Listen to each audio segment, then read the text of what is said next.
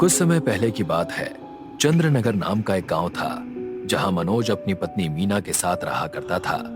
उनका बेटा हितेंद्र शहर में पढ़ाई कर रहा था, पर छुट्टियों में वो अपने दोस्त राजू के साथ गांव चला गया। मम्मी पापा कैसे हो आप? Mummy papa? शहर जाकर ज्यादा अंग्रेजी आ गई है क्या? माँ और पिताजी नहीं बोला जा रहा है? माँ और पिताजी नमस्ते, इससे मिलिए, ये मेरा दोस्त रवि है, इसे अपना गांव दिखाने लाया हूँ। नमस्ते। नमस्ते बेटा, बैठो, तुम लोगों के लिए चाय बना कर लाती हूँ। नहीं माँ, चाय वाय बाद में पियेंगे, पहले मैं और रवि गांव दर्शन करेंगे। अरे नाश्ता तो कर लो। नहीं नहीं नहीं, मेरी बाइक कहाँ है? हितेंद्र ने अपनी बाइक निकालकर साफ की और जाने के लिए तैयार हो गया। तभी मनोज ने उसे अपने पास बुलाया। उसके चेहरे पर एक अजीब सा डर था। वो बोला, पूरा गांव घूमना, सब देखना, लेकिन गलती से भी पूर्वी जंगल की तरफ मत जाना। क्यों अंकल? क्योंकि वहां वो रहती है। कौन?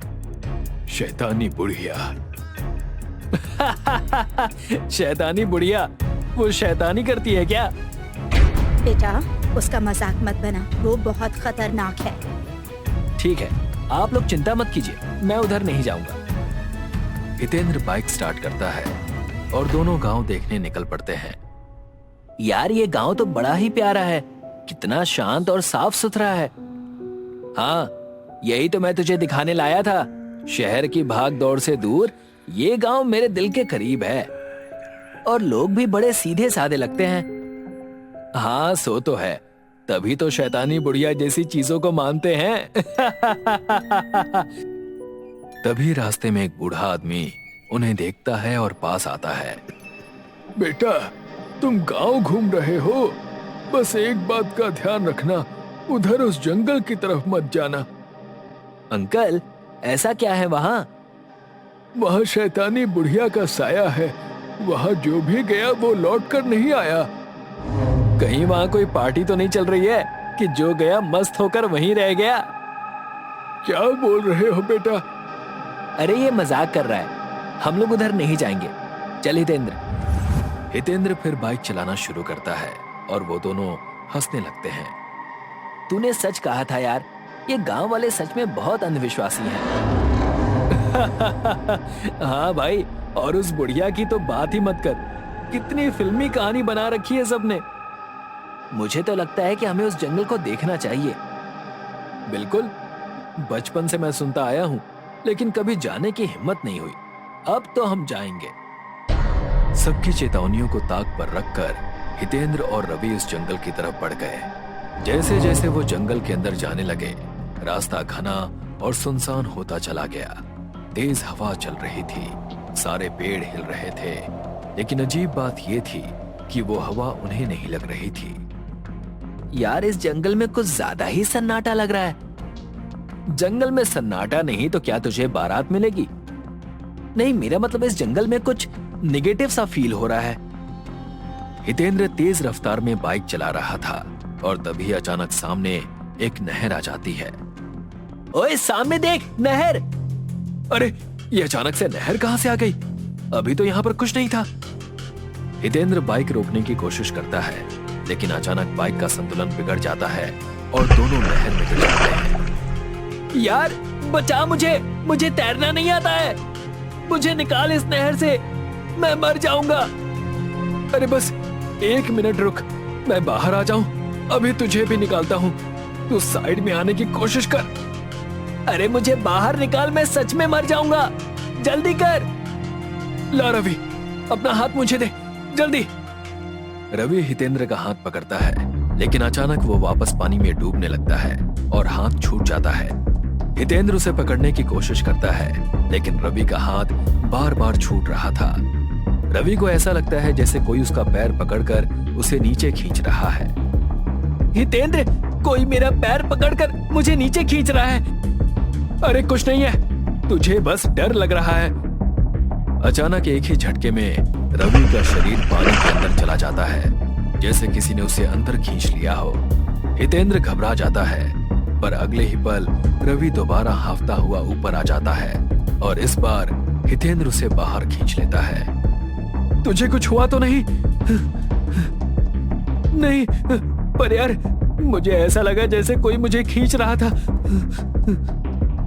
हाँ, वो पानी में ऐसा ही लगता है। दोनों चैन की सांस लेते हैं, पर तभी हितेंद्र की नजर उसकी बाइक पर पड़ती है जो नहर में डूब रही होती है।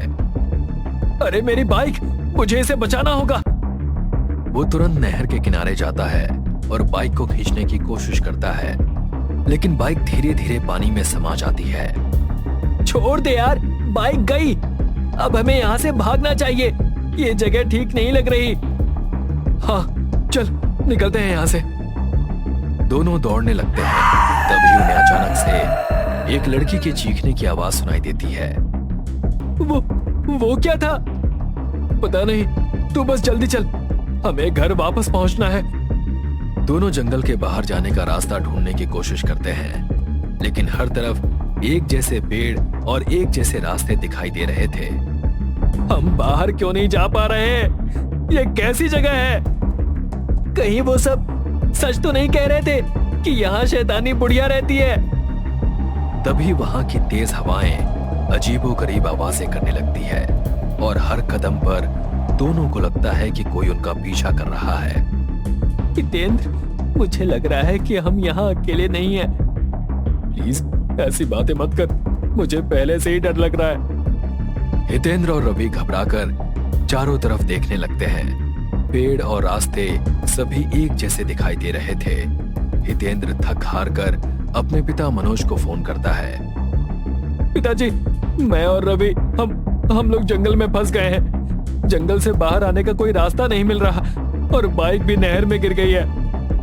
मैंने तुझे मना किया था कि उस जंगल में मत जाना, पर तू है कि मानता नहीं। और किस नहर की बात कर रहा है तू? इस गांव के आसपास या उस जंगल में दूर दूर तक कोई नहर नहीं है। क्या? अरे पिताजी, बाइक सच में नहर में गिर गई है और रवि भी डूबते डूबते बचा है। ये सब उस बुढ़िया की माया होगी। तू रुक, हम तुम दोनों को लेने आ रहे हैं। बस तू उस बुढ़िया से बचकर रहना।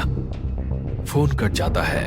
हितेंद्र और रवि को समझ में नहीं आता कि उन्होंने जो देखा क्या वो झूठ था या फिर सच।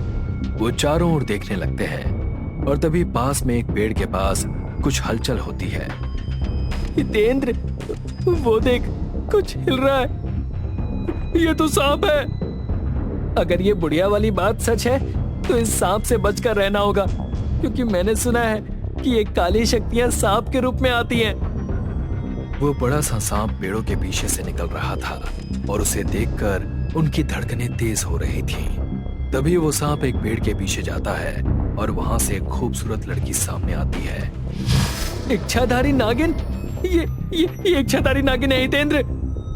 सांप सच में दूसरी तरफ जा रहा था, लेकिन उन दोनों को यकीन नहीं हुआ कि इतनी खूबसूरत लड़की जंगल में कैसे आ सकती है। अरे मैं कोई नागिन नहीं हूँ, यकीन करो, मैं भी तुम लोगों की तरह यहाँ फंसी हुई हूँ। ये जंगल बहुत अजीब है, कोई रास्ता ही नहीं मिलता बाहर जाने का। तुम यहाँ कैसे फंसी? मैं भी जंगल देखने आई थी और अब रास्ता नहीं मिल रहा। तुम लोगों ने भी देखा होगा, हर तरफ वही पेड़ और वही रास्ते, बाहर जाने का कोई रास्ता ही नहीं दिखता। उन दोनों को पूरा यकीन तो नहीं था, पर उनके पास कोई और रास्ता भी नहीं था। अब वो तीनों मिलकर बाहर जाने का रास्ता ढूंढने लगते हैं, पर जितना ही वो कोशिश करते हैं उतना ही वो गहरे जंगल में फंसते जाते हैं। ये क्या हो रहा है? हम बार बार उसी जगह पर क्यों वापस आ जा रहे हैं? यार, तू मुझे कहाँ लेकर आ गया? मैंने तुझे मना किया था। झूठे कहीं के, अब फंस गए हैं तो कह रहा है कि मैंने मना किया था। पहले तो बड़ा एक्साइटेड था यहाँ आने के लिए। तभी अचानक हवा में एक अजीब सी धुंध फैलने लगती है। सामने से मनोज आता दिखाई देता है। वो लोग चैन की सांस लेते हैं। आप आ गए? हाँ मेरे बच्चे, तुम्हारे पापा तुम्हें लेने आ गए। चलो। थैंक गॉड अंकल, आप आ गए। ये मेरे पापा नहीं हो सकते। उन्हें तो पापा कहलवाना पसंद ही नहीं है। ये जरूर उस बुढ़िया की माया है, उस नहर की तरह। उसके इतना कहते ही मनोज एक काले साए में बदल गया और गायब हो गया। हे भगवान, यहाँ क्या सच है और क्या झूठ, कुछ समझ ही नहीं आ रहा। लगता है हमारी मौत यहाँ लिखी हुई है। वो तीनों जितना आगे बढ़ने की कोशिश करते, हर तरफ वही पेड़ और वही रास्ते दिखाई देते। हर कदम के साथ डर और गहरा होता जा रहा था। हितेंद्र की हथेलियां पसीने से भीग गई और तभी रवि चिल्लाया, मैं अब और नहीं झेल सकता। ये लड़की ही सब कुछ कर रही है। ये वही बुढ़िया है। मैं? तुम पागल हो गए हो क्या? मैं क्यों ऐसा करूंगी? झूठ बोल रही है। ये वही शैतानी बुढ़िया है। बस करो तुम दोनों, झगड़ने से कुछ नहीं होगा। तुझे याद है रवि, हम बचपन में ऐसे ही एक पार्क में खो गए थे, तो वहां से भी तो निकल गए थे ना? हाँ, मुझे याद है, पर वो बात अलग थी यार। ये मायावी जंगल है। ये सुनकर हितेंद्र की आंखें बड़ी हो गई। वो चिल्लाया, ये तू नहीं हो सकता रवि। तू कौन है? सच बता। क्योंकि रवि मेरा बचपन का दोस्त है ही नहीं, वो तो मुझे कॉलेज में मिला था। तो तू आखिर समझ ही गया। रवि की आंखों में अचानक से एक खतरनाक लाल चमक उभरी और उसका चेहरा डरावना हो गया। वो खतरनाक शैतानी बुढ़िया में बदल गया।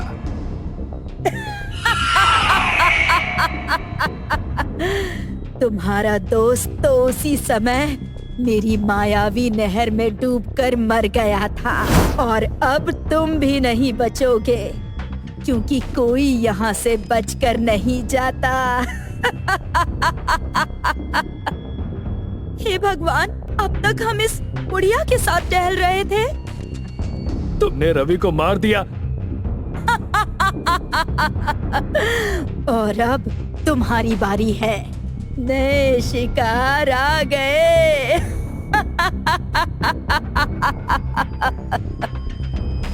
बुढ़िया अचानक उस पर झपट पड़ती है। हितेंद्र ने चिल्लाने की कोशिश की, लेकिन बुढ़िया ने एक ही झटके में हितेंद्र की गर्दन तोड़ दी। ये मंजर देखकर उस लड़की ने भागने की कोशिश की, लेकिन उस बुढ़िया ने उसे अपनी चोटी में लपेट लिया और उसका गला घोंट दिया। दूसरी तरफ हितेंद्र के पिता मनोज और कुछ गांव वाले जंगल में उनकी तलाश कर रहे थे, और वो आखिर उस जगह पर पहुंचे जहां पर उन दोनों की लाश पड़ी थी। मेरा बच्चा, मेरा बच्चा।